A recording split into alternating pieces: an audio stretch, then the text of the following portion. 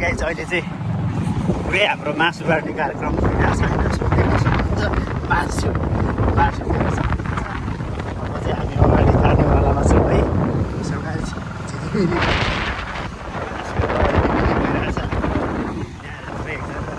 हुन्छ होइन। सो अब हामी जाँदैछौँ है त मासु बाँड्नलाई। आज चाहिँ पूर्वको चुवा चाहिँ एकदमै मस्त खाइदिइ सकिएको छ। यो चाहिँ मैले आफ्नै हातले चारो हालेको चुवा चाहिँ हो। सो है तपाईँहरू पनि अब यस्तै चुवा चाहिँ खानुहुन्छ भने चाहिँ मसँग जोडिनु होला। सो भन्दै आजको राइड कम्प्लिट भएको छैन, एकछिनपछि आउने नै छु हेरेर गाइस।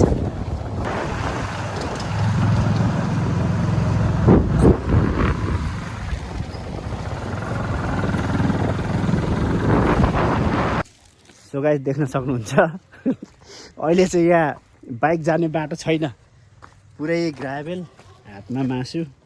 सो मान्छे एकजना माथि होला सायद। अहिले चाहिँ तनावै भइरहेछ होइन। अब मासु खुवाउनु पनि गाह्रो छ, देख्न सक्नुहुन्छ हालत मेरो यस्तो छ, एकदम बिजोग छ बाटो यस्तो।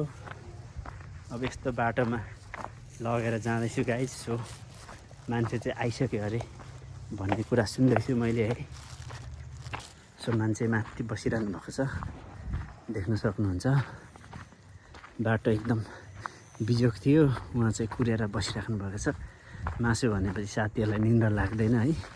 सो देख्न सक्नुहुन्छ आउँदै हुनुहुन्छ। सो गाइस मैले चाहिँ अहिले चाहिँ मासु हात लगाइदिइसकेँ। हात लगाइदिइसकेर म चाहिँ हिँड्दैछु। सो बाइक चाहिँ तल छ, साथी र म हो। अझै जानुपर्ने छ, धेरै ठाउँ छ, रात परिसकेको छ। सो देख्न सक्नुहुन्छ हामी अझै अगाडि बढ्ने नै वालामा छौँ। अझै जानुपर्ने धेरै ठाउँ छ होइन। सो अब जाँदैछौँ हामी मासुको भ्याउनलाई पनि एकदम पुरा गाह्रो छ। अझै हामीसँग 26 छन् ज्वाचेहरू, यिनीहरूलाई हामीले घुमाइराखेको छौँ बजारतिर। अब लाग्दैछु यिनीहरूलाई, हेर्न सक्नुहुन्छ। घरतिर छोडेर गाउँतिर लाग्दैछौँ। यता पनि हाम्रो एकजना बन्धु हुनुहुन्छ। अब उहाँलाई हामी जङ्गलको बाटोबाट हुँदै उहाँको चुलासम्म हामी पुर्याउने योजना छ हाम्रो। देख्न सक्नुहुन्छ पुरै अन्धकार सक्नुहुन्छ। अहिले जङ्गलको बाटो हामी गइराखेको छौँ अगाडि, देख्न सक्नुहुन्छ पुरै। यो चाहिँ बँदेलै मार्नु गएको जस्तो भइरहेछ, तर बँदेल चाहिँ हाम्रो काखैमा छ, घरपालुवा। यस्तै हो साथीको जिन्दगी होइन।